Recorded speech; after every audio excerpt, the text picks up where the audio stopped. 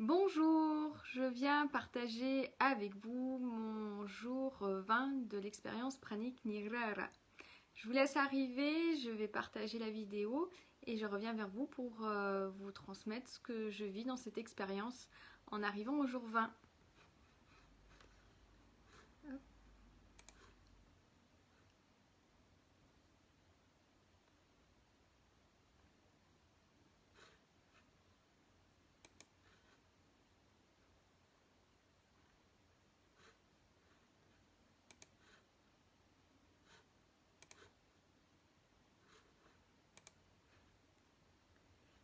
Alors,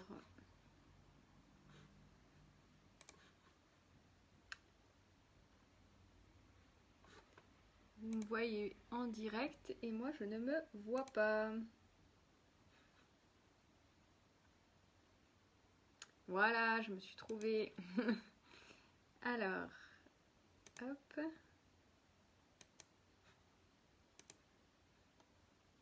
Je vous laisse juste patienter, comme ça vous laisse le temps d'arriver aussi.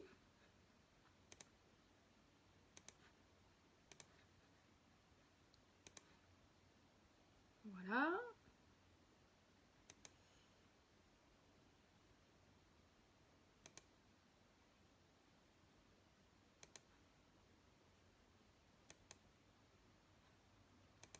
Ah, il me reste une possibilité de partager. Et voilà.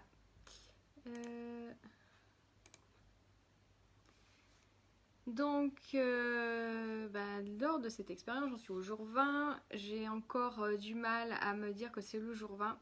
Quand je regarde les 10 vidéos d'Alice, donc le principe c'est 21 jours sans aliments solides. On peut manger, on peut boire du liquide, de l'eau, des tisanes, des soupes et se nourrir autrement, se nourrir de lumière et tout ce qui nous fait du bien. Là, à chaque fois, j'ai toujours un jour de retard. Je crois que je suis le jour d'avant. Voilà, je crois que voilà, c'est comme si peut-être j'avais pas envie que l'expérience se termine. Je sais pas. Voilà, il y a quelque chose qui se passe par rapport à ça. Au niveau des liquides, j'ai repris une soupière, mais c'est vrai qu'à midi, j'ai bu que de la tisane. Voilà, j'ai plus besoin de boire un bouillon ou une soupe. J'ai senti que c'était juste que je boive pas autre chose que voilà une tisane, un verre d'eau, quelque chose de vraiment très clair que je pourrais boire entre les repas comme je faisais auparavant. Hier soir, j'ai senti que j'avais envie voilà, d'une soupe liquide, donc j'ai bu une soupe. Et depuis hier, j'expérimente quelque chose de spécial, c'est que j'ai l'impression que j'ai pas soif. Et ça me fait un drôle d'effet et je lutte un peu contre cette sensation. Parce que voilà, le fait de boire une tisane, un lait chocolaté, ça me rassure en fait, quelque part, ça me fait du bien dans mon émotionnel. Et de plus avoir ça, ça me fait bizarre. Et je sens que j'ai plus soif à certains moments. Moi qui buvais beaucoup en petite quantité, besoin de boire, besoin de m'hydrater. Je pars toujours l'été avec ma petite bouteille parce qu'il faut à un moment donné que je boive 2 gorgées d'eau. Et là, j'ai senti depuis hier que j'ai dit tiens, c'est une drôle de sensation et je pensais que j'avais soif et en fait non, c'est une nouvelle sensation où je n'ai pas soif. Par contre, j'ai du mal émotionnellement donc je bois quand même les tisanes et le lait chocolaté parce que j'ai besoin de me rassurer dans mon émotionnel. Voilà pour le jour 20 sur l'alimentation. Toujours voilà ce besoin, cette envie, des choses qui peuvent me faire plaisir, des plats qui sont cuisinés à la maison, qui sont cuisinés avec cœur et avec joie. Donc ça, par contre, ça me fait encore envie. Et ce que j'ai vu hier, c'est vraiment voilà, un émotionnel qui commence à se stabiliser, même s'il y a des pics. Il y a eu un pic hier soir qui est sorti. Je sens que voilà, il y a vraiment une libération émotionnelle, un nettoyage très rapide, autant dans la sensation qui monte que dans le nettoyage, parce que quand la sensation elle monte, je sais que je peux pas compenser par la nourriture. En ce moment avec le confinement, tout ça c'est compliqué, je peux pas compenser facilement avec mes activités extérieures ou la nature ou la marche. Et du coup souvent voilà ça se loge moi au niveau de la gorge. Bon j'ai pas froid, hein. J'ai mis un foulard, j'ai pas mal à la gorge, mais voilà, j'avais envie de chaleur autour du cou. Et je sens que voilà, j'ai pas le moyen de compenser et qu'il va falloir que je me dépêche de trouver la prise de conscience pour libérer ou trouver le moyen de libérer. Et du coup, aussi, je sens que ma priorité c'est moi, quoi. Quand je sens quelque chose qui bloque, voilà, je vous dis, c'est souvent au niveau de la gorge. au niveau du cœur, du chakra du cœur. Il faut que je trouve une solution rapide. Alors qu'avant, voilà, j'avais pas envie d'aller voir, je laissais traîner. Là, à un moment donné, je sais qu'il faut que je sois alignée, sinon il va m'arriver un pépin. Donc il faut que je fasse la démarche. J'ai constaté que mon fils, voilà, il y avait de grands changements. C'est mon curseur depuis qu'il est né, il a 1 an et demi, et je vois qu'il voilà, il est plus en joie, la nounou me l'a dit, il est métamorphosé, il danse tout seul, il y a beaucoup moins besoin d'aller l'impulser lui la joie, c'est lui qui l'impulse et qui nous la transmet. Et les moments où il crie, je suis moins déstabilisée qu'avant. Avant, voilà, c'était insupportable pour moi parce qu'en fait, mon fils ne pleure pas, il hurle. Donc, c'est vraiment déstabilisant et ça s'est passé hier dans un magasin.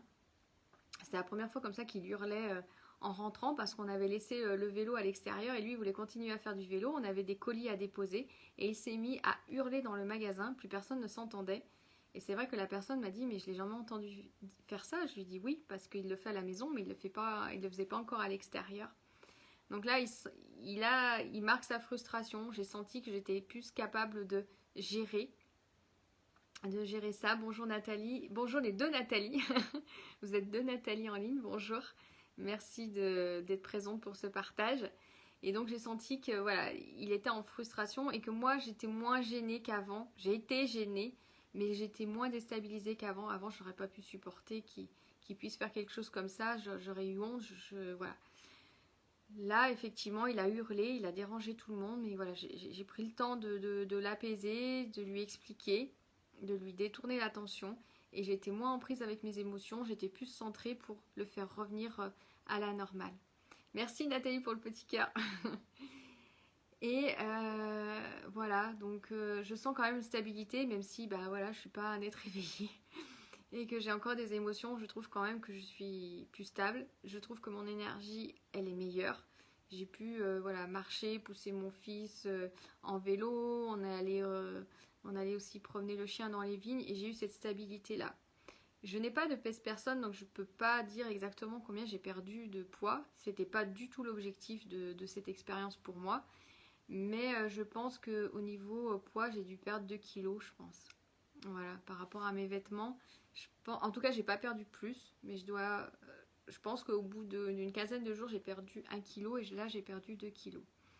Donc, comme nous le dit Alice, voilà, c'est les transformations, les libérations qui nous permettent de changer notre corps et qui nous ramènent à un poids de forme ou alors en dessous parce qu'on a besoin voilà, de nettoyer. Moi, j'avais le message en début d'expérience que je perdrais 2 kilos. Voilà, j'avais eu ce message-là et je pense que voilà, ça correspond. Mais c'est d'ailleurs surprenant qu'en 21 jours, en étant nourri qu'avec du liquide, et au début les liquides étaient denses, mais là ils sont très clairs, que voilà, j'ai perdu que 2 kilos. Quoi. Donc il y a forcément quelque chose qui se passe. Et cette autonomie alimentaire est un véritable acte guérison par rapport à mon parcours de l'inceste, la dépendance, d'acheter mes besoins vitaux à l'époque pour pouvoir manger et vivre.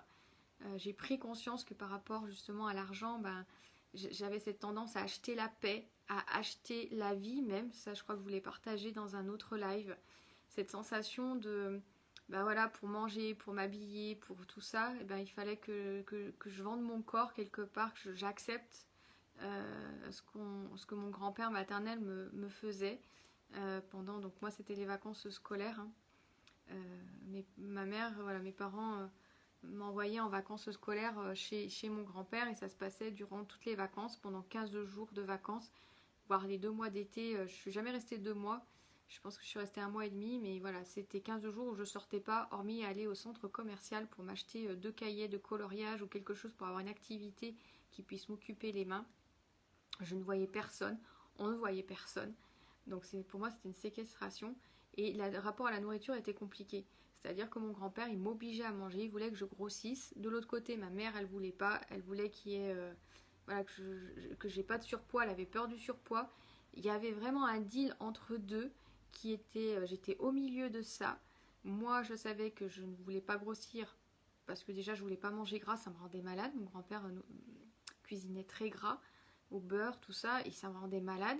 Et de l'autre côté, je voulais pas grossir non plus parce que sinon, en rentrant, ma mère allait me passer un savon et elle allait me mettre au régime sec. Donc la nourriture pour moi c'est toute une histoire. J'ai jamais eu de surpoids, mais il a fallu toujours que je contrôle. Ma mère me rationnait aussi, hein, mais bon, j'ai jamais été une grosse mangeuse, donc j'ai pu rentrer dans ce moule-là. Mais il y avait des choses qu'il fallait pas manger le soir. Enfin, c'était très compliqué. Voilà, il fallait pas de graisse.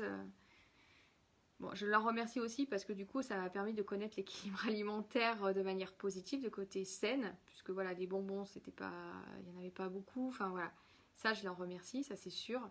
Mais voilà, ce deal continuel de nourriture et même entre les deux, le père et la fille, et moi j'étais au milieu, ça a été très compliqué, quoi. Je passais des heures devant mon assiette, comme disait mon grand-père, je pichorgnais pour pas manger plus que ce que je voulais et ce dont j'avais besoin.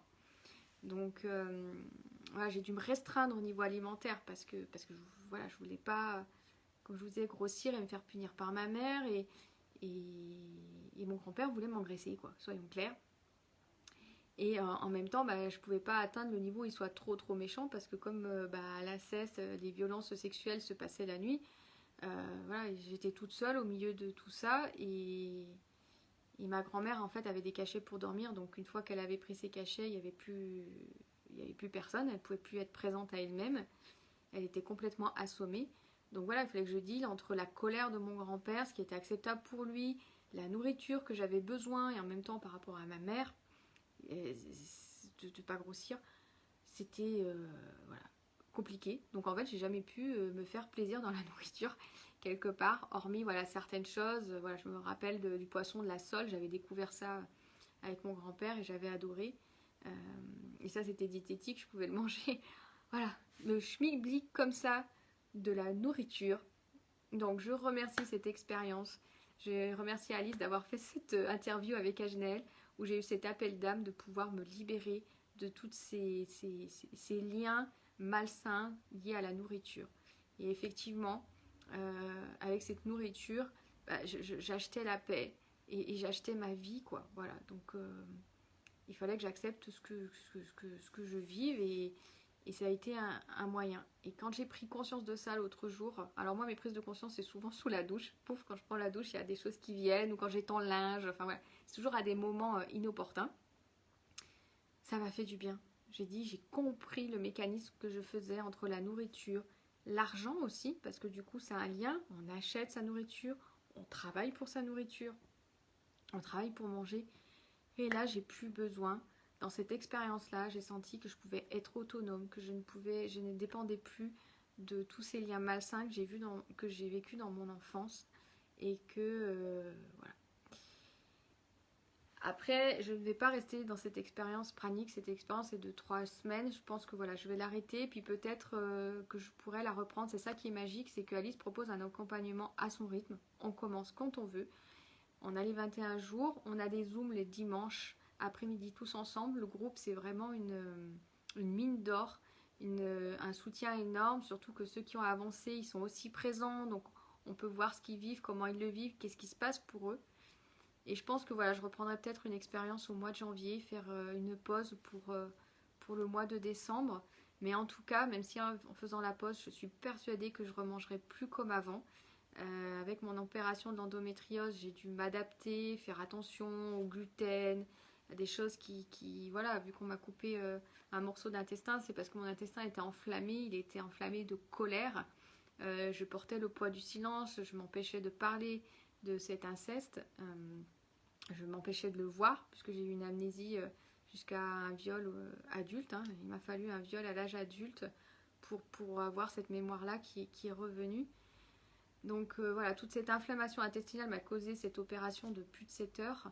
Et j'ai dit plus jamais, quoi. Et je me suis engagée envers moi-même que voilà, j'avais envie de vivre et qu'il n'y a plus rien qui m'arrêterait. Et je me suis engagée face à la vie parce que je ne voulais pas mourir pendant cette opération. Il y avait un risque d'hémorragie fort.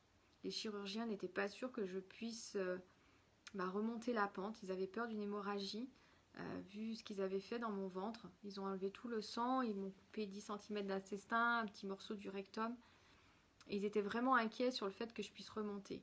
Et en fait, quand j'ai eu les traitements antidouleurs, j'ai compris que je pouvais mourir en hémorragie. Mais j'ai dit non, je veux vivre. Et je me suis engagée coûte que coûte, quoi qu'il se présente dans la vie, je veux vivre, je veux plus vivre ça. Et ça a été un engagement fort pour moi. Donc ce nettoyage a été fait, cette colère a été faite et petit à petit a été nettoyée, celle que j'ai pas pu exprimer. Et maintenant, bah voilà, j'essaye d'avancer sur mon chemin d'une autre manière. Et cette alimentation, cette nourriture qui m'enflammait, a créé une sensibilité à mon corps, à mes intestins. Et du coup, voilà, je compensais parce qu'en ne mangeant pas de viande ni de poisson, je prenais des saucisses au soja, du tofu. Là, je sais que j'ai plus besoin. La seule nourriture que j'ai envie, c'est celle qui me fera plaisir et qui me met en joie. Donc là, pour l'instant, c'est les plats cuisinés en famille. Mais je sais que voilà, j'ai pas besoin de manger pour compenser, pour des protéines ou quoi. J'ai pas besoin. J'ai besoin que de la nourriture qui me fasse plaisir, dont j'ai vraiment envie et qui est juste pour moi à l'instant présent. Et de justement, comme dit Alice, quand on mange certains aliments, c'est important aussi dans cette expérience pranique, elle nous le présente comme ça, parce que quand on remange, remanger est aussi fait partie de l'expérience, on transmute aussi ce qui a pu se passer avec nous par rapport aux aliments. Ça peut être un aliment par rapport à une grand-mère. Voilà, moi, ma grand-mère, c'était la purée avec les 2 saucisses, voilà. Alors, de ce côté-là, ma grand-mère paternelle, ben, euh, voilà, je mangeais avec plaisir. Voilà, je me posais pas la question si j'allais grossir ou pas. Il n'y avait pas de deal. Elle savait que j'aimais ça. D'ailleurs, ça, vous voyez, ça m'émeut. Et j'adorais manger ces saucisses à la purée. Voilà. Et quand ça rappelle des émotions fortes, moi je suis désolée, hein, j'avais pas prévu d'être émotive comme ça. C'est en fait c'est du plaisir, c'est juste du partage. Et ça peut, voilà, quand on remange ce type d'aliments, ça peut être aller transmuter la mémoire que l'on a posée sur ces aliments-là. Voilà, je vous parle de la sole d'un côté, je vous parle de la purée de chipolata à côté. Voilà, il y a des mémoires dans les aliments qui sont puissants et qui sont forts. Et le fait, voilà, de s'en détacher ou de les remanger en conscience, voir ce qui se passe, c'est des vraies libérations émotionnelles. Et vraiment, cette expérience, pour moi, elle est magique. J'ai été appelée à le faire alors que je ne voulais pas le faire parce que je ne m'en sentais pas capable, ça ne me parlait pas au niveau mental. C'est vraiment une belle expérience pour moi. Et en tout cas, voilà, dans le fait de me réalimenter par des aliments solides, ça ne sera pas du tout pareil.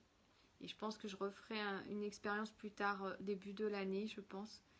Voilà. Pour cette expérience de 21 jours, ce qui me reste, c'est que ça se termine demain. Et j'ai l'impression que je vais continuer quelques jours. Je ne sens pas que ce soit juste d'arrêter maintenant parce que j'ai un axe de travail que je me suis donné par rapport à cette frustration que je vois dans mon fils qui est exacerbée, complètement exponentielle. Je sais que les enfants expriment les émotions de manière, comme on appelle, des tempêtes émotionnelles. Ça, je le conçois. Mais mon fils, c'est vraiment... c'est un déchirement, quoi. C'est comme disait la personne qui l'a entendu dans le magasin. Elle a dit, mais ça nous fait mal au cœur pour lui, quoi. On dirait qu'on lui entaille les intestins, qu'on lui coupe la gorge. Voilà. Donc, je sentis qu'il y avait une frustration à l'intérieur de moi qui n'était pas libérée, qui n'était pas réglée et qui porte. Et que lui, il n'a pas sa frustration à sa juste mesure. Et je veux absolument travailler là-dessus. Je pense que c'est l'une des dernières choses que j'ai besoin de travailler avec lui pour qu'il aille bien dans sa globalité, dans son expérience de vie. Je pense qu'il reste vraiment ça. On a tout mis en place avec son papa pour que le reste se transmute. Tout le travail que moi je fais, ça se voit sur lui. C'est inévitable. Donc voilà. Donc tant que j'ai pas pris conscience que qu'est-ce que c'est que cette frustration qui me bloque, donc bon, c'est certainement par rapport au plaisir. Voilà, faut que j'aille plus loin. Je pense que je vais continuer l'expérience, je ne m'arrêterai pas au bout de 21 jours pour pouvoir aller dans cette conscience-là, hormis si ça m'appelle à remanger voilà, plus rapidement. Voilà ce que je pouvais partager avec vous. En tout cas, c'est vraiment... bonjour Magali, c'est vraiment une expérience... j'en ai les larmes aux yeux, je suis très émue parce que je ne voulais vraiment pas la faire comme je vous le disais. Et vraiment, je m'en sentais pas capable, c'était pas le moment. Voilà, c'est comme pour tout le reste. Et j'ai été malade 3 jours avant de cliquer sur le bouton de l'accompagnement de Alice. Et je comprends pourquoi j'ai été malade pendant 3 jours parce que c'était nécessaire pour moi de faire ce nettoyage profond. C'est un nettoyage profond, rapide. Merci Magali. Coucou. Euh, voilà, donc boire du liquide pendant 21 jours, hormis un jour où j'ai réexpérimenté justement de manger, c'est proposé dans l'expérience, c'est vraiment chouette. En plus, Alice, elle propose vraiment un accompagnement à prix dérisoire. Si on calcule, oui, Nathalie, euh, avec Nathalie Gauthier, on fait le parcours Mikana avec Dominique Rankine. Je vous invite à aller le voir aussi, à aller voir ce qu'il fait. Moi, on s'est inscrite à la formation avec Nathalie. C'est un vrai bonheur aussi pour cheminer sur son parcours. Dominique Rankine, c'est quelqu'un qui a été dans un pensionnat. Il a subi des abus lors du pensionnat et c'est quelqu'un qui avant vivait dans la forêt avec ses frères et sœurs. Et je vous invite à aller le voir, sa résilience, sa guérison. Il a plus de 70 ans. C'est magique aussi et c'est vraiment un soutien et un appui. Donc voilà, si vous voulez voir Alice, voilà, son accompagnement, il est vraiment à prix très raisonnable parce que si on calcule rien que la nourriture solide qu'on ne prend plus pendant 21 jours, 3 semaines, déjà, voilà, on va dire c'est rentable rien que pour ça. Donc je la remercie de faire cet accompagnement à ce tarif-là. Et au-delà de voilà, de pas avoir besoin d'acheter de la nourriture solide, bon après voilà, il y a des légumes pour pouvoir faire des fruits, pour pouvoir faire des smoothies, des soupes, surtout au début, mais c'est dérisoire et par rapport à ce que ça peut apporter en nettoyage émotionnel, c'est fantastique. Voilà, donc le tour d'horizon du jour 20. Je pense que la semaine prochaine, je vous ferai un retour complet de l'expérience, suivant où j'en suis, si je continue ou pas, si j'ai trouvé ma prise de conscience de la frustration. Là, j'en ai 2 grosses pendant cette expérience. J'espère bien trouver la troisième. Et donc, je fais 2 et 1, mais j'en ai trouvé 2 et je préfère trouver la troisième. Et voilà, donc suivant où j'en suis, je vous ferai un retour la semaine prochaine. Mais en tout cas, voilà, soit j'ai terminé, soit j'ai pas terminé l'expérience. Je vous ferai un retour et je vous ferai de toute façon un retour en fin d'expérience lorsque vraiment j'aurai terminé. Et puis peut-être après, parce que la reprise alimentaire aussi, je pense que c'est un petit peu particulier. Donc c'est comme dit Alice, ça fait partie de l'expérience. Je vous remercie d'avoir écouté cette vidéo, les Nathalie, Magali, et je vous souhaite une belle après-midi. Et je vous dis à bientôt sur Facebook pour une nouvelle vidéo.